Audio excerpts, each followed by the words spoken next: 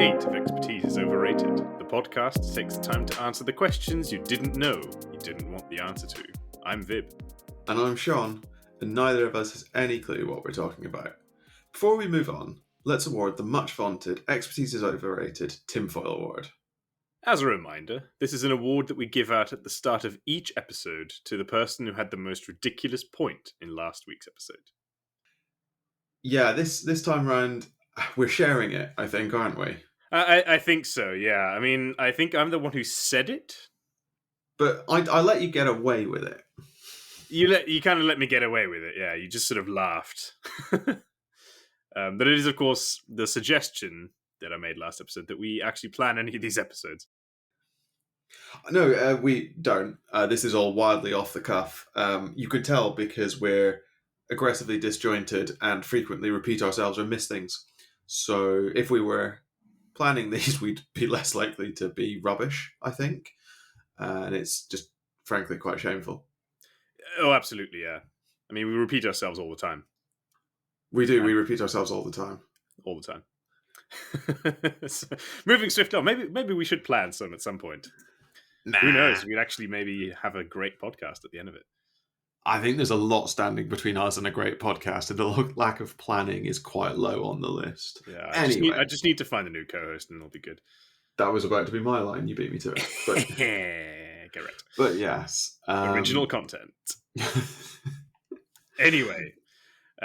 Do we have any comments on last week's episode? We have a couple of bits of feedback. Now, the fact that we've moved to a 2-week release schedule for the moment means that we're sort of banking up comments, and then we can share them on a couple of episodes in one go. So, on our let me get the release order right. On our most recent episode, that was the You Wake Up as Joffrey episode, we've had a couple of bits of feedback. People seem very keen on the format, which is excellent. And we've had a request. It's excellent, even though it's your idea. Yeah, no, sorry. The fact that people like it is excellent. I'm not claiming that the idea is excellent, but thank you for confirming it is. But people, we've had a couple of suggestions of people that we could cover as well. The one that stood out to me was Henry VIII. So drop us. I don't quite know when you would do it, but drop us into the shoes of Henry VIII at some point before the end of his gout-ridden life and try and save the House of Tudor, which pitting the failures of the House of Tudor on Henry VIII is frustrating, but we'll see what we can do. I was going to say that sounds like there's some rage deep down as opposed to, with that phrasing of the question. There's about 100 years between the death of Henry VIII and the fall of the House of Tudor, but never mind. It'll be great for me because my knowledge of English history is appalling. So you didn't go to school in England, so you haven't studied the Tudors. Maybe that's what it's going to take to fix the House of Tudor. Because I mean, the whole world I think can agree that it was Henry VIII's fault. Oh yeah, but you're right. People seem to enjoy the You Wake Up as concept, and I actually really enjoyed the episode. So it was good fun, and we had Ellie as well, friend of the show, Ellie. Wrote in to suggest that basically you and I, as Joffrey, were just big pansies. I think is the takeaway from her comment. Just we didn't do enough murder. We didn't do enough murder. Apparently not. She just, yeah. You know what? I'll give that to her because I remember at the end of the episode thinking the only people I really wanted to kill were the Starks. Yeah, so which isn't, it's not bloodthirsty enough. I think what's happened here is you've made me more moderate, and I really resent you for it. I was going to say that can only be a good thing given where you started. No, I disagree. I used to be a free thinker and smart, and then I started talking to you, and everything's gone downhill. I've trapped you in my. I'll just talk attempt at morality. That's occasionally overcome by. I'm not saying Grindelwald had a point, but still one of our favourite moments. But no, Ellie, I think, is absolutely right on this occasion. Perhaps not bloodthirsty enough. I think the best quote was, "I'm just coming out swinging," and then listing all the people who need to die. So Jon, Cat, Arya, so the Starks basically, but then also Marjorie, Tywin. Okay, so she's just killing everyone. I think, yeah. Not Cersei, weirdly enough. Then She probably considers Cersei a useful idiot, which, I suppose that's fair, actually. starting a smear campaign about the real reason Jon got sent to the wall. #Jon pushed Bran, which that's a move. I'm not sure that's a good move. I'm not sure that's a good move. Feels like it draws attention to someone who's safely at the wall. It does, yeah. Anyway, maybe we should get Ellie on an episode of, what is morality and why does Vib not have any? I don't think that either of us could survive that. That's kind of why I want to see what happens.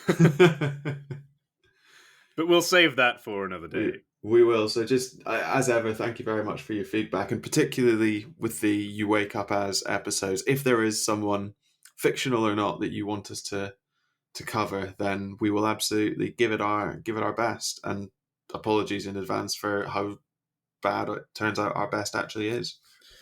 Yeah, and I really look forward to someone suggesting one of the most niche historical figures in history. That would be really quite fun. That'd be excellent. But today is not You Wake Up As. Today we're grabbing the coattails of the cultural zeitgeist and talking about a game that's been out for not that long, really. 2 weeks, 3 weeks? No. That's the game. 5 weeks. That's the game we should be talking about, but we're not. We're talking about the one that. Oh, of course we're not. Yes. Because Sorry, I got caught up in our own hype there for a second. I was like, "Oh, look at us talking about something topical." No, we're going back. I actually don't know how long Warhammer 2 has been out. So yes, we're obviously Creative Assembly released 5 years. Yeah, they released Total War Warhammer 3 on the 17th of February, and maths is difficult, but it's about a month ago. At this stage. Or at least when you're listening to it. When it comes out, it'll be just over a month. Just over a month, I think. And it's come out to relatively mixed reviews. I think there's an overwhelming sense that the gameplay is very good, but some of the campaign decisions maybe weren't what they could be. I think overall, excellent job on all the factions. Yeah. With Nurgle perhaps being an exception, but the campaign sucks. But rather than talk about that, we decided that what people really want to hear is our opinion on a game that's been out for 5 years. If not 6. And actually, I think personally that description is quite apt for this game as well. The factions are all really quite interesting. The campaign sucks. Yeah, maybe. So we're talking Total War Warhammer 2, and what we thought we'd do is give a brief overview of the various factions in the game, and then try and pare down for each faction who is our favourite of the legendary lords, so the faction leaders, and then overall, who are the top 3? Yeah, the top 3. But you had some caveats in our selection to really screw with me mainly. But because you're unfortunately predictable. The top 3 have to come from different factions. Yeah, fine. Otherwise, we were going to have a high elf, and a high elf. No, not necessarily. At the end, I'll probably give you my actual top 3. Okay, that'll be interesting. Yeah. But no, so we're only allowed one from each of the races, factions, whichever term you want to use. Yeah. So Total War Warhammer 2, an excellent game. Yes. Although maybe not at the beginning. I mean, it's benefited hugely from multiple DLCs, FLCs, complete patches, reworks, improvements, complete reworks, inclusion of the Mortal Empires campaign, of course. Yes, and that's something else that we should call out here. We are only talking about legendary lords specifically who were released for Warhammer 2. So during the lifespan of Warhammer 2. So for example, with the Wood Elves, we can't choose Orion or Durthu because they were released for Warhammer 1. notwithstanding that they're available to play in Warhammer 2 now. Yeah, this is exactly the point. Characters that were released for Warhammer 2 as a during its lifespan, and I also think so. Norsk is a weird one, obviously, because they were released more or less on the eve of. They were meant to be released for Warhammer 2, but someone screwed up the code. Yeah, and Norska sucks. So and also Norska sucks. They it was never going defeat to be it on this relevant. The only legendary lord that we perhaps have to put a question mark over is Dreicher. She was an FLC, but she is Mortal Empires only, so I don't know how I feel about that in terms of including her on this list potentially. I'm happy to talk about. She doesn't make my top 3, so it doesn't really matter. But I'm happy to talk about her when we get to the Wood Elves, because otherwise we're just talking about the Sisters of Twilight. I'm happy to contrast, because I think the contrast is good. There. Exactly, I think she's very interesting, very different play style altogether. Sure. Before we get that, so Warhammer 2 released 4 factions. Yes. 3 factions. Well, no, they they completely made up. I was going to say they released 4 factions and did a very good job of inventing a whole faction to fill out that 4th slot. Well, I think it was public backlash, right? When they showed all the trailers and it was 3 factions, people were like, oh, really, only 3 factions? Isn't there something else? And they're like, okay, what we're going to do is come up with some completely outrageous species of giant rats. No one will want to play as them. They're really stupid. They're really shit. But here you go. And they were shit at launch. They were very, very shit really at launch. But wow, did they have a comeback? Yeah, we'll come on to them. So yes, where do you want to start? Well, so at launch, Warhammer 2. I can't actually remember if I played at launch. That's how this is. I know I did. You know you did. What was your first pick? What was your first campaign at launch? I think my first campaign at launch was Tyrion. Yes, of course. Tyrion High Elves, because he's literally the first on the list. If you click start campaign, Tyrion pops up on screen, and I just went, yeah, sure, that'll do. So High Elves starts on the donut in potentially the richest city in the game, I think. Not potentially, I think definitely. Well, no, there's the element. There's the argument that Hexwattle is a smidge higher income. How? Because it's got gold, but it doesn't have a port. Yeah, but the province does, right? Sure, but Lothern has the Gates of Lothern port, which is it's like Marienburg.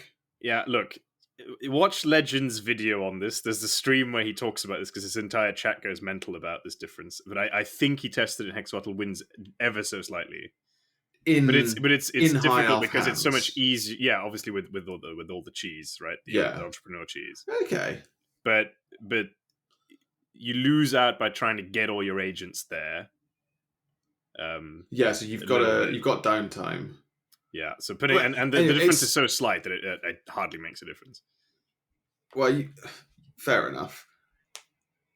Anyway, the point you start in a very rich province with a port, which for High Elves is very useful because you can trade so easily, and you've got lots of people around you who will confederate you very quickly because you're Tyrion, and also he's quite fun on the battle maps, right? So that's such an important part. You've got the campaign map side of things. No, but Tyrion being first on the Lord selection list, I think makes a lot of sense because he's unbelievably strong as a character. It's also easy mode. Yeah, exactly. And the High Elves are the easiest faction for novices because you literally have the choice of a line of spears and archers behind. And then you stick Tyrion out in the front. Yeah, and if you want, you could have some cavalry that won't really do much, but you don't notice they're not doing much. Because your archers have killed everything already. Exactly, and your archers are insanely powerful, is the thing, and the spearmen are really good. So I think it makes a lot of sense to start with Tyrion. I think Tyrion is my first campaign as well. The game points you in that direction. He's the Karl Franz of Warhammer 2. Right, Carfrans was Yeah, the starting campaign for the poster boys. Warhammer 1 with the tutorial like pre-bit as well. You know, you get a couple of small battles. For sure, for sure. Which And I mean, for me personally, High Elves were the faction I collected when Warhammer Fantasy was a thing.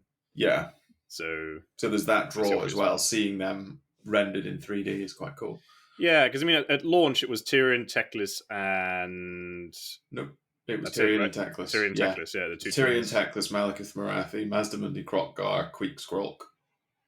Yeah, and it wasn't going to be Queek Skrulk. No. The Queek as a character is quite interesting in the lore. Yeah, we'll talk Lizardmen, I think, in a bit, because there's something disappointing about them for me to this day. Yeah, I think that's So fair. the other obvious choice would have been Dark Elves.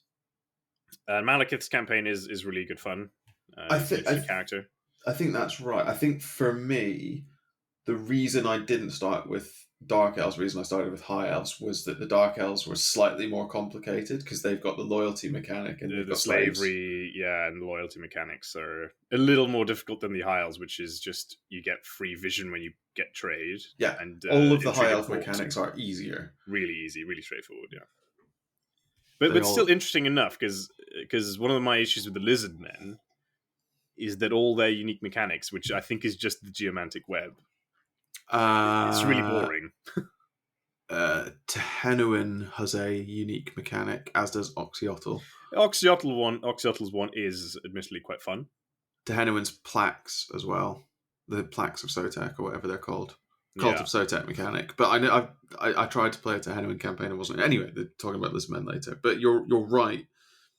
The geomantic web isn't nearly as interesting as either influence or loyalty and slaves. In influence, certainly in its current guise, I think is such a simple mechanic that's really fun. Yeah, and I remember a head-to-head campaign that we played where you were what's his face, the stupid dwarf dude, Thorburn. Yeah, exactly. And I just remember using intrigue, as in getting line of sight on people around you, and then just fucking with them so they would declare war on you. Is going to be one of the most fun things I've done. Tanking my relations with people that I really needed to not be at war with worked very well for you. Yeah, really good fun, and for such a simple mechanic, it's pretty great. The Dark Elf loyalty one has screwed me over in the past. It's I think it actually works very well, though. It screwed me as well, but it tends to screw me when I forget about it. Yeah, no, it's really well designed. It's working as intended. It's just irritating when you're like, okay, I need to give this army a retrofit, so I'll just delete all the units in it, and then I guess this lord has just rebelled against me. Exactly, That's annoying. Is not taking my shit. Yeah, Dark Elves. My issue with Dark Elves was, especially in the early game, right? You have a line of spears and you have crossbows behind. Yes, and it didn't feel quite the same to me. You know, they lacked the range. They lacked that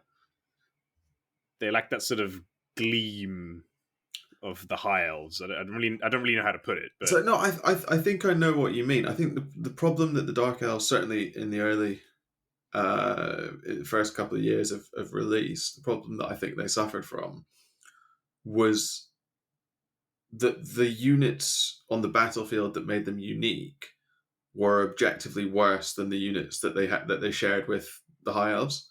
So it shared spears and archers basically, or you've got like what are they called?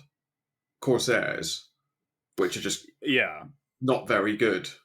Certainly with Malekith and Marathi, they're not that very good. I think it's a bit unfair to say that. They are very good. The problem is that you're very early on fighting either other Dark Elves, which have range, or you're fighting High Elves, which have really good range, and your Corsairs are just useless in that. They don't have shields. So yeah, just they were kind of mismatched, I think. Ultimately, they do feel mismatched, and until you really get going, your economy is always lagging behind, and it's never quite made clear how they're meant to play, because they've got the Black Ark mechanic. So the mobile floating fortresses that you are meant to use as your recruitment hubs, and then your provinces should all be devoted to maximizing income. But that's never really made clear. Well, no, because that's something we call cheese. No, it's not. That's mechanics working as intended. Total cheese. It's absolutely not. You're supposed to use your Black Ark to go explore the world and spread your dread. But that's not. But dread isn't a mechanic. That's just you as the player feeling. But you're not supposed to recruit a Black Ark and stick it next to Nagaron, because of course you are. I mean, it's objectively the best thing to do, and it works unbelievably well. But you're meant to use those Black Arks to go out and. I don't think that's true. I think there's too many things in the game that people call cheese that is just using the mechanics of the game. Cheese is the wrong word, but it's not doing the Black Ark enough of a service, in my opinion. Right? It's meant to go out there and fight. Maybe. But you just use them as mobile recruitment hubs, right? That's what their real benefit is. You sort of follow the main army around with them, I think. Yeah. The Dark Elves. So yeah, the Lizardmen, Geomantic Web, entirely pointless as far as I'm concerned. Also, just never cared about it in any of my Lizardmen games. It's always like third or fourth order. It's completely passive, is the thing. Because the only thing that affects it is you conquering territory, and you do that anyway. Yeah, you conquer territory, and then you build a building that's very expensive, and you get a little bit more growth, but you only get a lot of growth, I think, at tier 5, at which point you don't need growth. Yeah. And you get some public order, but you're the Lizardmen, you don't worry about public order. Part of me wonders if they did that because, I guess, the original campaign, right, the Vortex campaign, the much maligned Vortex campaign, the aim wasn't necessarily to expand and get lots of territory. And perhaps they introduced that mechanic for the Lizardmen to say, oh, maybe you should consider doing that. Maybe. I'm just looking at what you get from the Geomantic Web. At tier 5, you can have public order +5, income from all buildings +10%, and growth +50. None of that's to be sniffed at, but income from all buildings 10%, so that's a bad entrepreneur. Yeah, but for Lizardmen that makes a huge difference, right? For Lizardmen it makes a huge difference. You've got something, public order +5, not really a big deal. Growth again, useful, and particularly on higher difficulties, it's useful, but it's not like game-changing in the same way as the unique mechanics of other factions. You can get a bit more Winds of Magic. That's the other thing, because it's tied to commandments, isn't it? The Geomantic Web. Yes. So the way the Geomantic Web works is it levels up your province-wide commandments. Yes, yeah. But yeah, I'm just looking at the tier 5 stuff now, and chance of plague spreading goes down, plague duration goes down. So maybe when Nurgle is on the map, all of a sudden the Geomantic Web's going to be huge. Yeah, but they also, I guess, do face a lot of Skaven, right, who love it. Yeah, but Skaven plagues are not they're not that bad. Scary as Nurgle plagues. No, Siege holdout Nurgle time plagues, goes honestly, up. I hate them with a passion. Winds I of hate Magic. Nurgle. Winds of Magic Power Reserve +3 all armies. So I guess if you've got loads of tier 5 settlements with Geomantic Web, that's a big deal because you've got Slan. But at that point, you've probably just got loads of Slan, so that's fine. You don't need +3 Winds of Magic. Yeah. Research rate goes up, but sort of, again, research rate going up is going to be so late game it doesn't matter, and it only goes up by 5%, so it's knocking one turn off a 20-turn research or some local army buffs. It's so passive. Yeah, like you say. Yeah, exactly. It's so passive. Yeah. Yeah, there's not really much more to be said about Lizardmen. I was somewhat disappointed by them, right? Because they're big dinosaurs. That's what I was about to say. You say there's not that much more to them, except big dinosaurs. Yeah, but their big dinosaurs never really felt big dinosaur enough. Yeah, your army of T-Rexes isn't actually... It's an army of T-Rexes, like tier 5 T-Rexes, that really suffer when they encounter T1 Dread Spears. Yeah. And let alone Blackguard or something like that, or Phoenix Guard or something. Yeah. So they're kind of fun, but not, unfortunately. And Mazda Mundi doesn't feel as powerful a wizard as Teclis, which maybe that's fair, but I don't know. It just doesn't. Well, Mazda Mundi really suffers by not being the best Magic caster in the Lizardmen roster for his own faction. This is the classic. You should swap him out for just a normal life slan. A life slan when you can. But again, I'm not that feels not necessarily cheesy, but not using the mechanics as intended. But then no, true, but it is objectively life magic for dinos, especially with all the big single entities, is objectively very good. Yeah, I mean, you could obviously have Mazda Mundi and a life. Well, no, you can't have. You can't because they're lords. Yeah, I guess that's the problem. That's the problem. It's not so much that life slan are too good; it's that Mazda Mundi is not good enough. He's one of the few legendary lords that just doesn't feel good enough. Yeah. What is he? Law of Light, isn't he, or something like that? Heavens, yeah. And he's got a couple of bone spells. So his like Ruination of Cities that you get at like level 25 or something is really good. Yeah. But by that point, one spell isn't going to change a battle. It's not like when you start as Gorrock and you get Croak, and from turn 1 you're casting Ruination of Itza or Deliverance of Itza, sorry, and deleting half the enemy army. Yeah. Although that is good fun. Old Croak. That is really fun. So yeah, Lizard Men. Yeah. Mm. And then the fictitious Skaven. The Skaven. Yeah. At launch they really were uninteresting. So bad. Really uninteresting. A food mechanic, not that. Just felt like a hindrance. Yeah, and then I mean their lords were really unexciting. Queek was just a bad Tyrion. Yeah. Like a foot. I suppose Tyrion gets a horse, but essentially a foot lord that's a good duelist, but melts against like a regular high elf prince. Meh. Does he? I don't know if he actually does, but it feels like he does. Feels like it does. Yeah. Queek's just a bit boring. Skrull never cared, honestly. He's got the Volkmar problem, I think. The Volkmar problem. Which is that lords that give passive buffs to the army don't feel very fun, even if they're good. But this is one of the redeeming features. Not redeeming features. This is one of the key features about Tyrion, right? Is that, I mean, ultimately, I think the bottom line is he's OP because he buffs his armies really nicely. He buffs the faction incredibly well. And then on top of that, he is the single best duelist, certainly at launch. Yeah, the benefit that Tyrion has is he does all of that, like you say. He buffs his army very well. He buffs his faction very well. But also, he's just a fire and forget missile. Pretty much, yeah. Right, and until Malice or Imric or I'm trying to look, Taurox, I guess, came into the game. Snicketch a bit, but not quite the same way. Like, he was just... There was nothing that could stop him. But even then, I think Tyrion, if you spec him correctly, can win all those battles.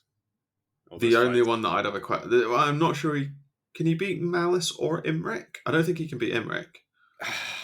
He'll beat an AI Malice is the problem. He'll beat AI Malice. He'll beat Imric. Imric's fucking garbage. But we'll come on to that soon enough, I suspect. You and I are about to have a violent disagreement. I know, right? Well, it'll be really interesting to see does Tyrion make the list? I don't know.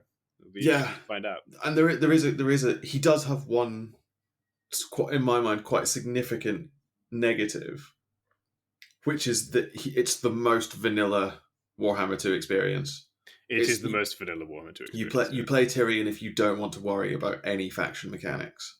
It is, but that's the thing. So at launch, I think Warhammer 2 was perfectly serviceable. Yeah, it was fine. But very vanilla. I think that's an excellent way of putting it.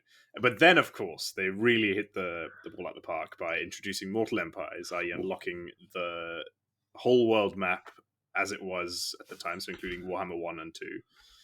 Well, I guess, yeah, the point to make there is, much like Warhammer 3, the Realm of Chaos campaign that people are talking about now, Warhammer 2 launched with a narrative campaign, not a sandbox. It launched with the Vortex, which is just a bit irritating. See, now I think what people will hopefully see is that actually, compared to Warhammer 3, certainly the Vortex campaign was a sandbox. Because Yes, that's true. sure, you were all racing to get there, but ultimately that didn't matter because you got the opportunity to stop every single army who got there before you in a final battle. Yes, you didn't have to. You didn't have so. to camp to not lose in the way that you do in Warhammer 3. Yeah. So to ultimately win your campaign, sure, you had to ultimately do the Vortex, but yeah, it doesn't feel quite as hamstrung as the Warhammer 3 Realm of Chaos campaign. And you also have control, much more control over when things happen, which is a big thing that's missing from Warhammer 3. Yeah, Warhammer 3 tells you when the rifts are coming and you have to pull your army back from the front line to defend your territory type thing.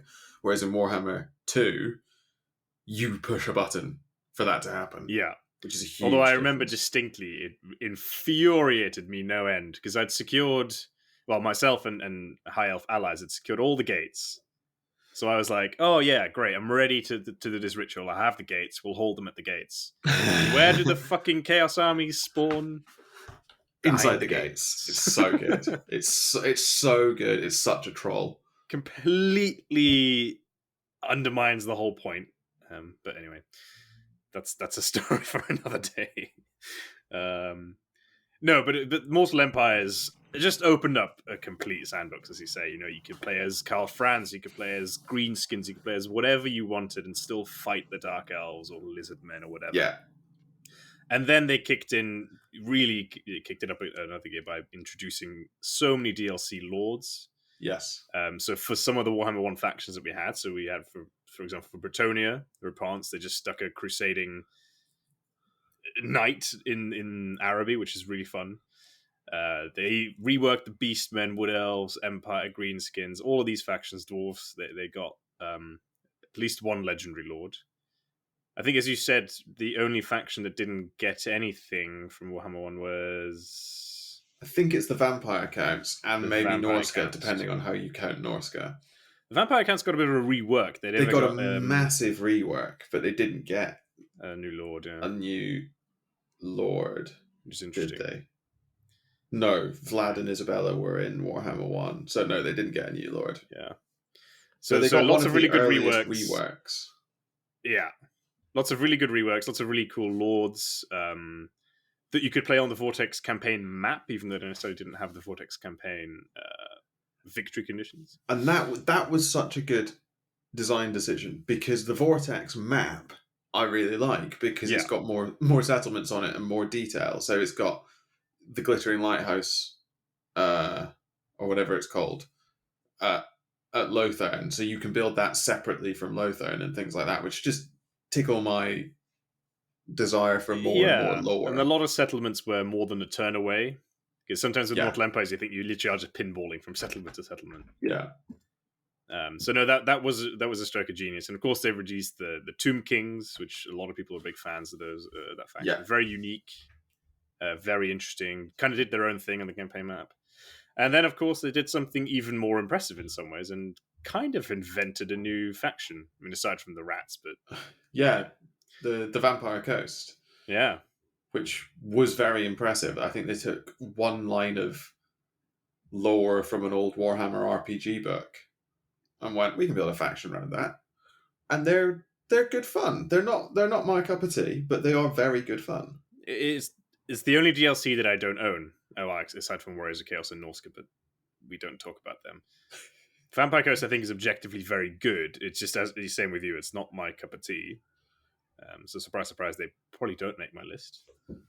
If you don't own them, it would be interesting for them to make your list. But they do all look. All four of them are unique. Yes, they have a very interesting play style. But yeah, just not really for me. It's if you had pirates, 100%, I'd play them. But pirate, zombie, skeleton things. there's a bit almost a bit too much variety going on, isn't there, with the Vampire Coast? Yeah. Because you've got early game, it's zombie, pirate, gunnery mob or whatever, which is great because that's basically gun lines, and that's incredibly powerful. And then mid game, you just keep doing that because the mid game units aren't very interesting. And then late game, all of a sudden, you're doing giant crabs and reanimated zombie ships and stuff like that, Yes. which Yeah. is also great, but just all of a sudden very different. I mean, And I guess that's good game design, right? It's a faction that really yeah, changes quite significantly as you. yeah, that's true. And as their you move on. campaign map stuff is interesting because they're all horde factions, but they can also settle settlements. But they've also got that treasure hunt stuff, which someone once pointed out to me is net bad for the faction because you don't get enough gold from a treasure hunt to pay for the upkeep of the hero that you have to keep around to do the treasure hunt, which is very funny. That is quite funny. I mean, the treasure hunt, but very similar to the two games. They sort of have a treasure hunt thing, except they're hunting books of Nagash. Yeah, but you get massive faction-wide bonuses. You do for the books of Nagash rather than 500 gold and an opal amulet or whatever it is. Yeah, and the Tomb Kings as a faction are very different, certainly to any of the things that took place. They are. But I mean, talking about DLC a little bit, so Skaven obviously had a massive win off the back of that because all their legendary lords that are DLCs way better, way more fun, unbelievably unique mechanics. Yeah. So this is Ikit-Claw, Snickitch, and Throp the Unclean. Yeah. So all three completely different factions in some ways. In terms of how you should play them. I think that's also true of the Dark Elves. They got a lot of love with Rakarth getting access to a bunch of monsters. I guess Lokir because he just starts something completely different, and that is kind of just Black Ark Central, isn't it? Yes, there are a couple of things. Rakarth doesn't really interest me, but I can see that he's very, very good, and his Beastmaster mechanic is very cool. The way you sort of capture it's quite like Throts, isn't it? You sort of capture up loads and loads of stuff, and then from time to time you push a button and get access to like 17 dragons or whatever it is. Lokir, I've just never really got into because Black Arcs just for me don't really feel right, and I can't quite work out how to use them. Probably I can't quite work out what it is about them that doesn't feel right though. It sort of comes back to, and this isn't really something I want to get into today, but like the core Warhammer 2 thing of every army needs to be led by a lord. Whereas the way I see Black Arcs working is you have one big Black Arc, and then you've got lots of small armies that like basically come out of that to go and raid a whole coastline or something. But I want like 3 6-unit armies coming out of a Black Arc to go and hit 3 settlements at once or something like that, which just doesn't work. But that's just me being weird. The thing that's always bothered me with Black Arcs a little bit is that they don't have a garrison. I mean, they're floating cities, right? Yeah, so you got to cities have garrisons. You got to stuff them full of units. Yeah, it's a weird one. But then they have Malice, who is a one-man doom stack. In the hands of the player, one of the nastiest lords. Yeah. Provided the enemy doesn't have anything that can fly. Provided the enemy doesn't have anything that can fly, that's very true. And then, of course, I mean, the Lizardmen, in terms of their DLC, again, for me, Nakai was an interesting idea, except he's really shit. Oxyottl's really fun because you just teleport around the place. Gorok and Croak, that's the redeeming one there, I think. Especially Nakai, Nakai is interesting because he's, like you said, it was sort of attempt to make hordes, a proper horde faction work. So he gets this ally who he gifts a free settlement to. But the problem is, the ally is really stupid. Really stupid. Just really, really stupid. And you don't get very much income out of them because they don't build their settlements properly. And the ally does stupid things like declares war on people when you're not nearby. You're like, well, okay. Yeah, it's the fact that you're kind of tied to that ally in a meaningful way. If Nakai would just wander around and turn settlements into like lizardman settlements that they're then completely autonomous and you don't have to care about it, that I would rate more. I think you're just this pinball wandering around the map trying to hunt evil stuff down.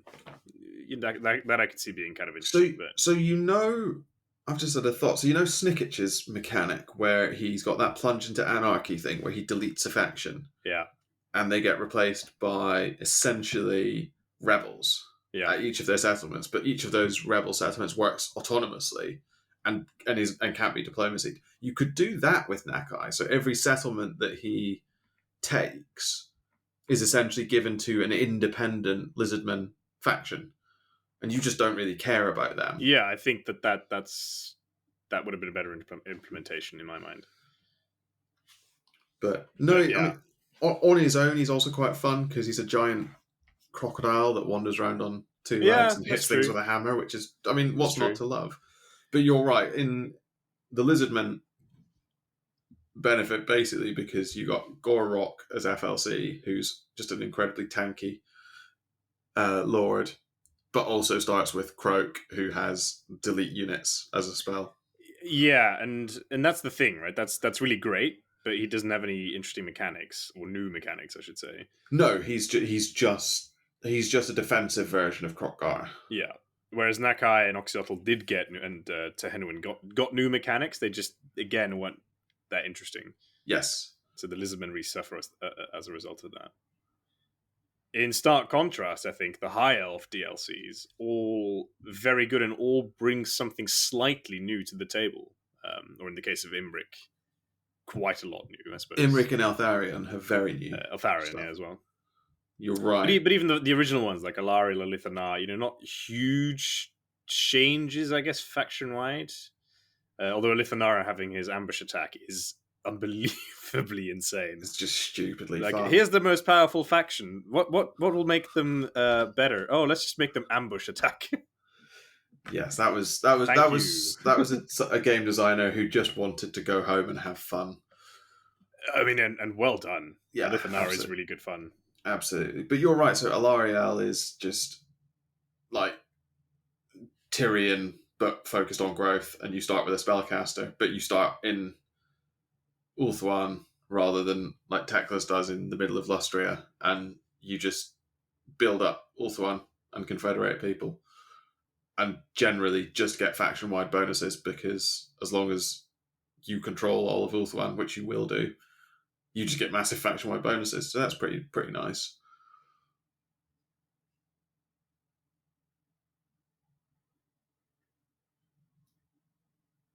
You there? Yeah, sorry. Can you hear the unbelievable shaking of my washing machine in the background? Is that what that is? That's amazing. Mental, isn't it? That's really loud. I don't know if we have to maybe put a cut in here while I quickly pause it. It's not too bad. Yeah, it's all right now. Okay, well, let's just keep going. But thanks, then, listeners for sticking through this with us. Yeah, apologies if we didn't cut out that washing machine noise. So I was just muted myself because I was like, "Wow, that's ridiculous." But yeah. No, so once we move past Alariel, who is quite vanilla, and especially in contrast to Helebron, who was the other lord released in that DLC, who has the whole blood voyage mechanic and the de-aging thing, which is quite clever. And Alariel was the less exciting mechanics focused lord in that. But then you have Eltharion and Imric, who are just, much like Elithanar, massive gameplay changers. Right? They really are. I mean, well, actually, Imric in some ways isn't really. He's got the dragon hunt, which obviously that's really fun, but they're kind of just multiple quest battles in a way.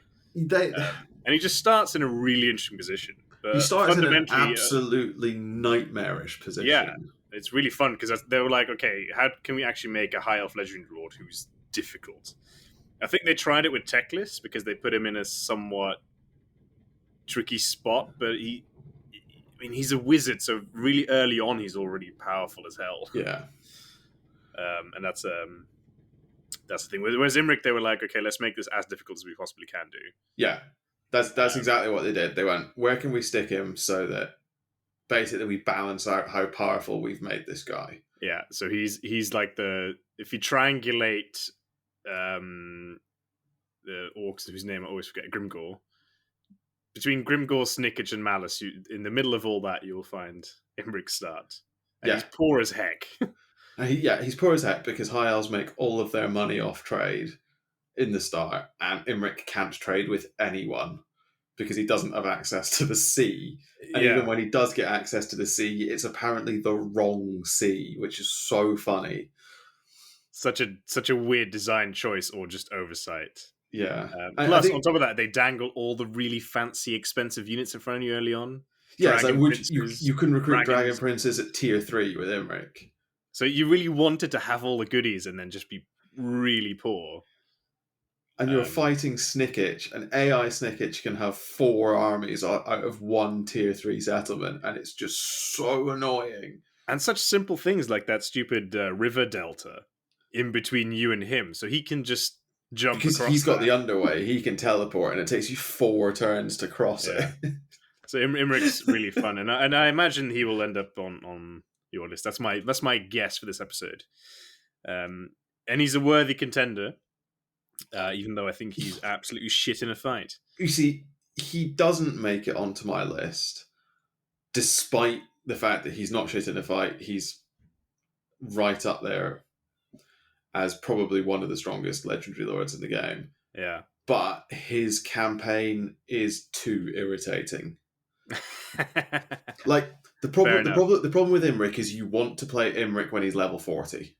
Right, and you've got all of his points, and he's the most powerful thing on any map. And you just point him at armies. Stop and being such a fanboy. He's overrated. He may well be overrated, but I rate him so highly that even if he is overrated, he's still very, very good. And I think much like your player malice versus AI malice, in the hands of a player, Imric is phenomenally powerful. In the hands of the AI, maybe less so. Yeah, that's very true. But then in the hands of the players, I think all the legendary rules are phenomenally powerful. That's true. So what I'm sensing here is that after a whopping 52 minutes of us recording, we're actually finally going to cover the topic at hand. Okay, should we do our lists then? Having run through them. Well, list is a strong word, I think, for mine. So to recap, so we are going to pick our 3 favorite legendary lords who are from 3 separate factions. To avoid, as Sean rightly feared, that I would just put 3 high elves on there because I'm a massive fanboy. And it's actually made it quite difficult. So why don't you kick us off with your list? Okay. So my number 3 is Cetra from the Tomb Kings. Yeah, interesting. Yeah. And for a very simple reason, which is that it's an incredibly fun campaign, and Cetra himself is such a ridiculous character. Yeah. And I really like you said earlier, the uniqueness of the Tomb King mechanics. The whole, you start, like, their units are free, there's no upkeep, but you build buildings to get unit cap. And you can't confederate, so whenever you pick a Tomb King legendary lord, that's the only one you can get. You can't get Arkan as Cetra, you can't get Kartep as Cetra, or vice versa, which is just such a nice little mechanic. I really, really like that. And his voice acting is great. And his voice acting is so funny and so good. Cetra does suffer from a couple of things. Firstly, he's a spellcaster, except his spells are a trap, because he's not a very good spellcaster. Yeah, it's an unfortunate branch of magic, isn't it? Yeah, he's got a not very good magic lore, and he has very little to make him better as a caster. But you see spells, and most other legendary lords, you go, ooh, spells, I want. But with Cetra, you shouldn't. And also, and this is probably just a me thing, his highest level mount, the Chariot of the Gods, is not as good as his mid-tier mount, which is the Kemrian War Sphinx. Yeah. I think technically it probably is if you do the stat breakdown. I think it's better, but it misses the whole. It's a large single entity unit that has huge disruption, etc. On the War Sphinx. Yeah, But no, Cetra makes my number 3. fair. I Don't hate then it. moving to number 2. This is where things get a bit weird. So I have 2 legendary lords in my number 2 spot, neither of which interesting. are neither I've of got which are a 3. contender for 1. Okay. So I've got either Torux, the Brass Bull, Mm-hmm. or Malekith. Well, that's a weird combination. Torux or Malekith. Torux for Torux. I don't think he was actually the last. Was he the last DLC? He was, yeah. He was the last DLC. Yes, Along with the sisters, yeah. No. Torux was the last DLC. It was Taurus and Oxyotl was the last DLC. Oxyotl, yeah, that's the one. And I just got the sense that the Warhammer 2 team were like, meh, balance. Who cares? This is fun. Right. That's a theme that was consistent with the DLCs, right? The DLCs as soon as Ikit came out, who I think was the first DLC, was he? No, the second, after... Alariel. Yeah. Alariel and Helibron, then... So once they reached Ikit. Tehenoin. Yeah. I think once they got Ikit, they were like, yeah, balance for the player. We can put nukes in the game, or we could balance it. Yeah. But Torux exemplifies that beautifully. Torux exemplifies that because you can win Torux's campaign in 19 turns, I think. If you're Legend of Total War. I can. It would probably take me about 30, but still, just the sheer insanity of the campaign is so much fun. Yeah. It's so stupid.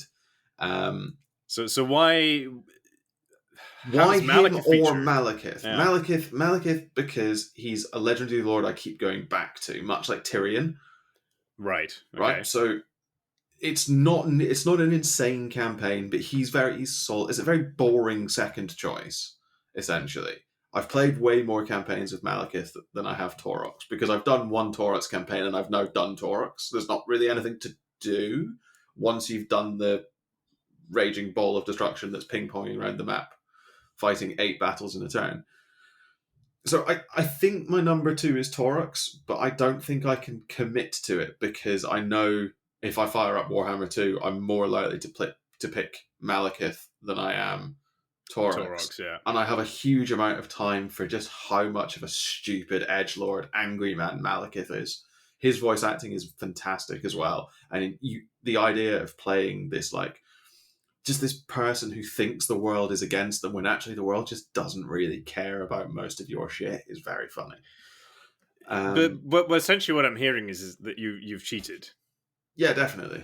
Because you could have just put one of those 2 in number 3 and kick Cetra out. But I really like Cetra, and I wanted to show Cetra some love. Okay, but why not put Torux at number 1 or Malekith at number 1? Because number 1 is Altharion. Number 1 is Altharion. Oh, you've gone Altharion over Imric. I've gone Altharion over Imric because his campaign is more fun.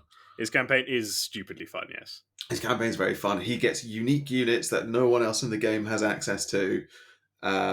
He has the prison mechanic, which is really cool. He's got this whole separate thing going on when you play him on the Vortex. You know what's excellent, in my opinion, an excellent play on CA's part about the prison mechanic? Is that it really encourages you as the player to fight every battle manually. Yes. Yes. Other than settlement battles where there aren't any lords, but it's so satisfying. It's so satisfying. You're absolutely right, and it's a much better way of doing it than just making auto resolve bullshit, which is what they appear to have done in Warhammer 3. Yeah, very much so. So yeah. That's set my list. Torux / Malekith. I'm gonna commit to Torux. You're gonna commit to Torux. Because Malekith drops off altogether. Malekith drops off altogether because I prefer. Yeah, it's such a weird. No, I think it's fair to give some love to the Tomb Kings. I think it was a great DLC. And then Altharion wins it out for you. So a high elf at the top. Can't say we're surprised about that. Now, for me, so I'm looking at my list. So the reason I made you go first is because there currently is no one on the 3rd position, and that's because I really struggled. Yeah. I considered Repense because Fair. I like Bretonia a lot, and she starts in such a different place. She's got the water mechanic, which is interesting enough. You kind of always have to keep on your toes. But you just have lines and lines of cavalry just charging into skeletons, which is quite fun. That is very fun. I think the water mechanic suffers from something that a few other factions have, which is your faction mechanic is avoiding a negative rather than getting a positive. Yeah, that's true. But she's just quite fun, but not. She she wasn't fun enough is. to be the number 3, you know. Then I considered Cetera myself, but yeah, a bit too vanilla. So I think I don't know. I think Taurox was a worthy shout for number 3. Yeah. Because, as you say, he is unbelievably fun. But I think in that vein, I have to stick with my gut here, and I will put the Sisters of Twilight in at number 3. Okay. That's that is fair. one of the most fun campaigns I've had. It's the first campaign that I've played start to finish on very hard. Okay. Really enjoyed every second of it, because it's kind of taking the similar thing as what we like about Taurox, right? You can ping around and just have a crazy campaign with Sisters, because you can just teleport anywhere you want on the map. Yes, Well, that's very good. Any woodlands, and you just instantly fighting a different enemy. It's just really satisfying, and really enjoyable. Yeah.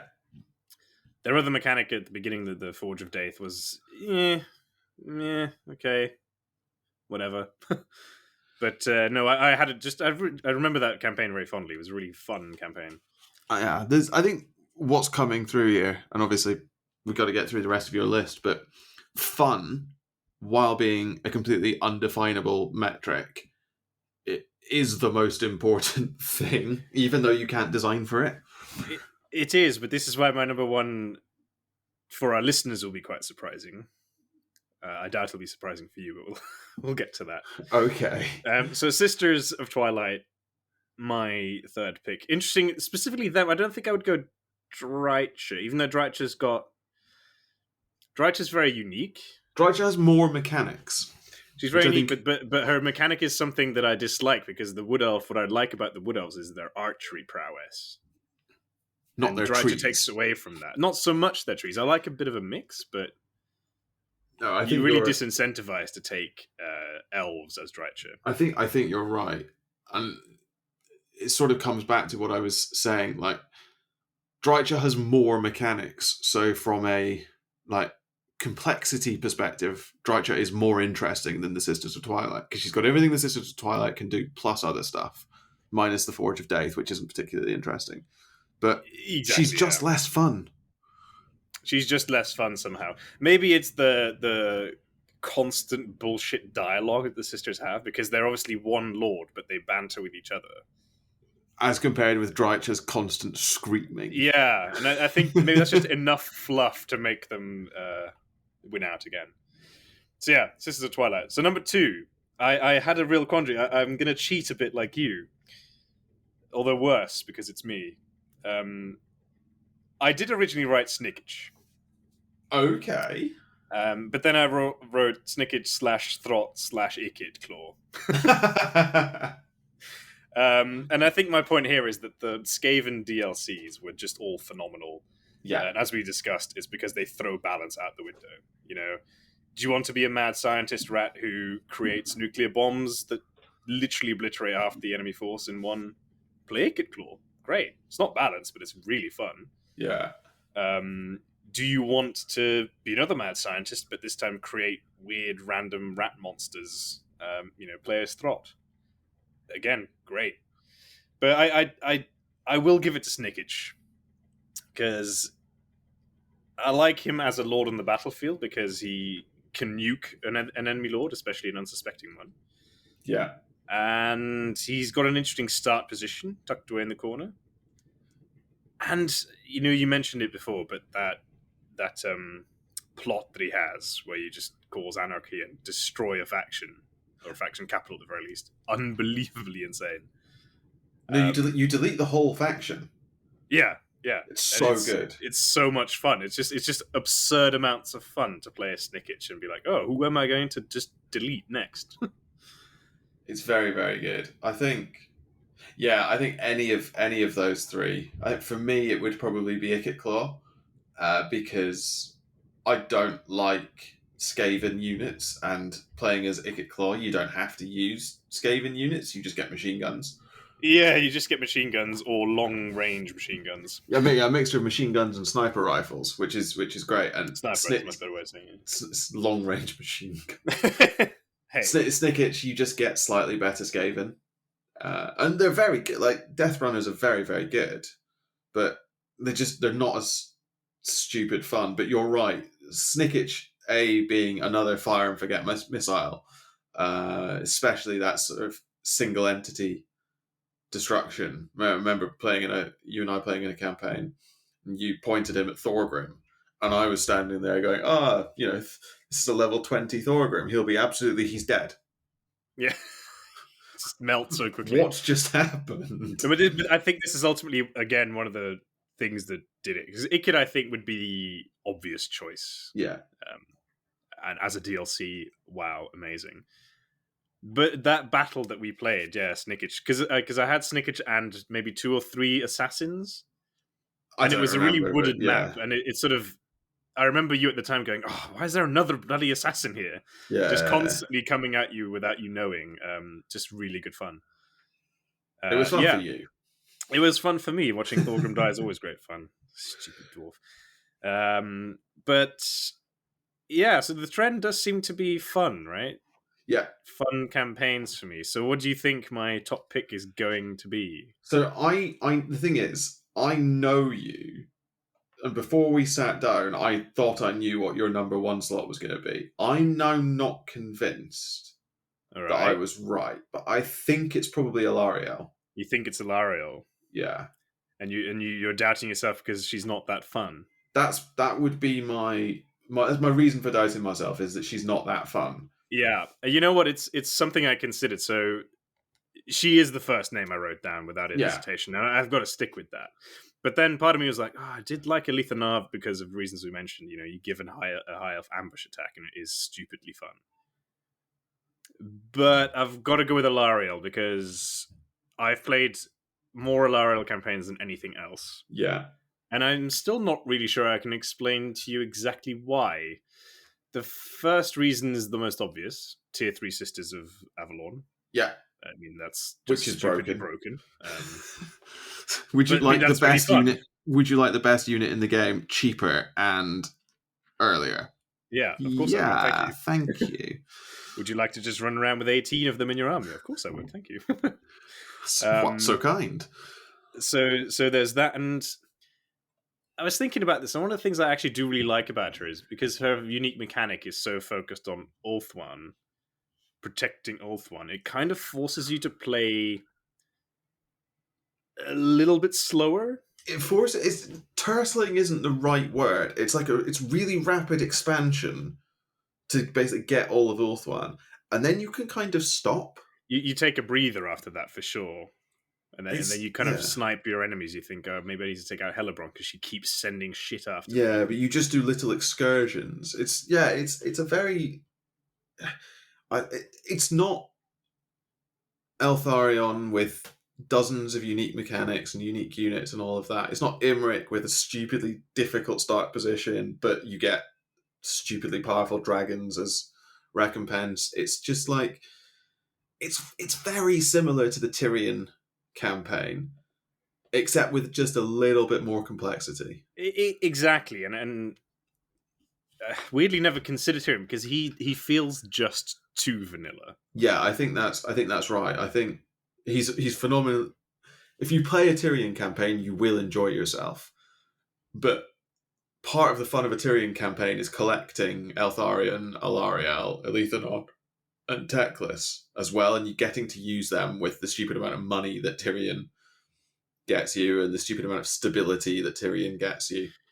Yeah, and I think because he starts in Lothan and is so rich straight away, there's essentially nothing stopping you from just sailing Tyrion out to go take out Noctis, in the first few turns, or just sailing him somewhere really stupid like the old world. Yeah, let's go take out Bretonnia early. Exactly, because Tyrion affords you that luxury because you can just build a second army almost in turn 1.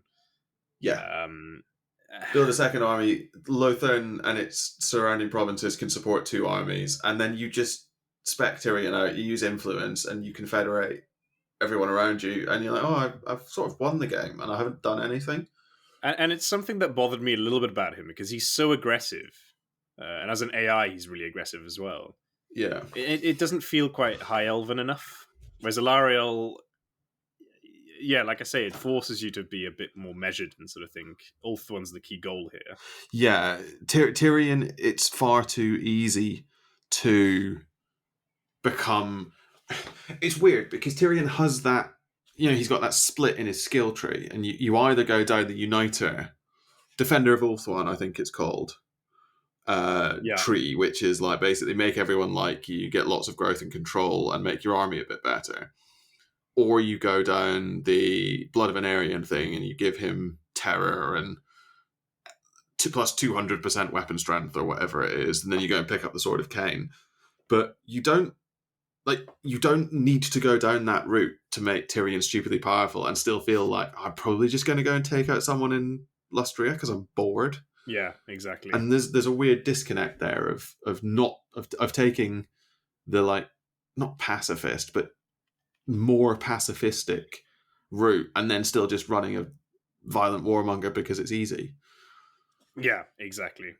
And I also think that because with the release of Alariel came the release of the Sisters of Avalon, which are just such a comically broken unit. And then even though it's obviously not the best build if you're going to play on Legendary or the harder difficulty modes, but she can just recruit some trees. And that's just enough flavor to be like, oh, that's really fun. And at the time, I didn't own the Wood Elves DLC at all. So for me, that was like, oh, It was your only way of getting Treekin or Treeman. Yeah. And it's just quite fun, right? Instead of the usual first returns of recruiting spears and archers, you recruit, you got that Treekin to start off with. You recruit a Dryad or 2, maybe. Because why not? Also, because you start with Treekin, you start with a siege attacker. Yeah, which is really powerful. Which is like such a little thing, but so powerful. No, I can see that. For me, she's not the best high elf, just because both Eltharion and Imric give me a more interesting experience. But if I want the core high elf experience, it's probably Alariel rather than Tyrion or Teclis. Yeah, and this is ultimately why you blocked me from my original idea, which was going to be Alariel, Eltharion, Alithana. Yeah. Or Alariel, Eltharion, Tyrion. Yeah. Or any variation of that. Maybe sometimes include Teclis, because he's got a very different start.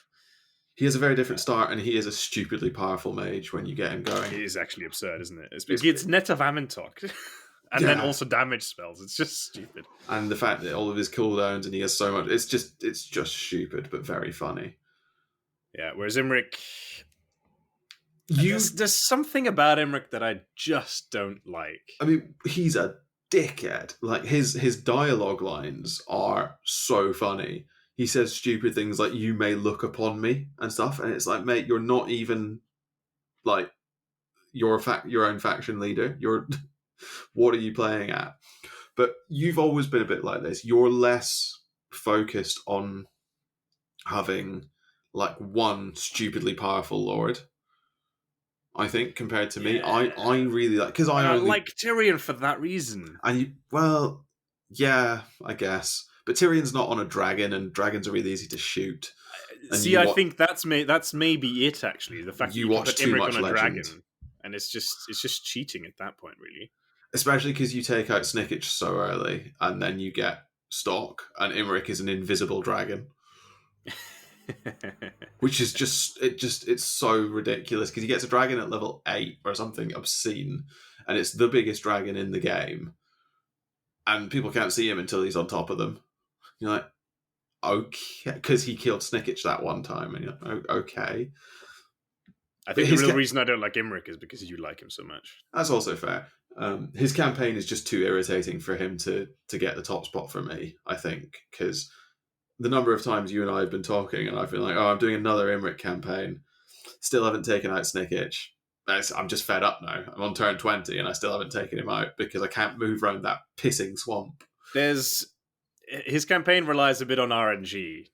But I guess it's where our playstyles are so problematic, right? Because we like to just take things out really early and not take our time at all.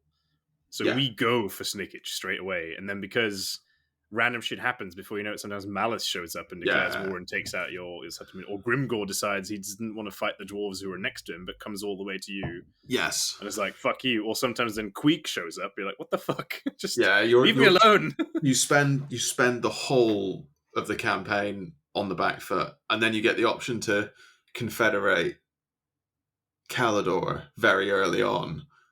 And I always do it and always regret it. Always a dumpster fire when you do. It's always a mistake because you can't afford to keep Calidor, which doesn't make any sense because it should be a wealthy province. Yeah, but then Noctilus shows up. Then Noctilus just shows Tyrion up and decides that he's having a bad day. And you can't get Tyrion to help you. It's such a dumpster fire. Yeah, so Imric's fun, but for the wrong reasons. Yeah, exactly. So I guess the only last question for me, because I know we've been going for a while. The last question from me is what are you most looking forward to playing when they finally release whatever the Mortal Empires is for Warhammer 3? What's your first campaign going to be? Oh, that's an excellent question. See, you'd probably think I'd want to say something like Alariel. The thing is that Ulthuan is so far away from where all the new action would be. I don't know if I'd go. Something like an Imric maybe wouldn't be too bad, actually. Or Eltharion, because Eltharion's Mortal Empires campaign is actually quite difficult. Because you start in the Badlands. Because you start in the Badlands and on Ulthuan, and it's really hard to sort of split your focus. Yeah. So maybe an Eltharion campaign to start off with. That's not bad. I can see that. How about you? You see, I'm not sure. There's a bit of me that wants to say Scarbrand. Okay, picking a Warhammer 3 faction, obviously, yeah. Picking a Warhammer 3 faction and playing a raise every settlement on the map. Very difficult. Occupy every major settlement and raise every minor settlement on the map. Because that would just be really fun. And I also want to do things like throw Scarbrand at Imric and see what happens. Yeah. But Scarbrand is going to melt to late game high elf armies. That's part of the problem. But also, or late game high dark elf armies actually. Shades, yeah. Although he doesn't fly, so he's not going to be as bad as. No, but his entire army will melt, even if he doesn't. He doesn't care about that. But Scarbrand, yeah, no, that's a good choice because he starts really far north, so you can kind of assuming his start is the same, yeah. Yeah, it's just this tide of corn sweeping through. Yeah, the world. You consolidate the Chaos Wastes and then drive south. I like it so far. Either that or do something ridiculous. Do something like a Vlad von Karstein. Basically, probably not a Warhammer 2 Lord, despite that being what we're talking about. This was going to be my final question, and this is probably going to be a bit of a longer episode. But do you think you would have included Warhammer 1 Lords over the Warhammer 2 ones you had now? The only one that I would include is probably Vlad in the Vlad von Karstein in the number 2 slot. I think it goes Eltharion, Vlad, Cetra. Yeah, that's fair enough. I think you are a big fan of the vampire counts. Specifically Vlad. Whereas for me, I don't think I'd have picked any of the Empire, any of the Warhammer 1 factions myself. So it'll be interesting to see if we revisit this topic when Warhammer 3 does launch its, fabled Immortal Empires map, to see who our favorite one is.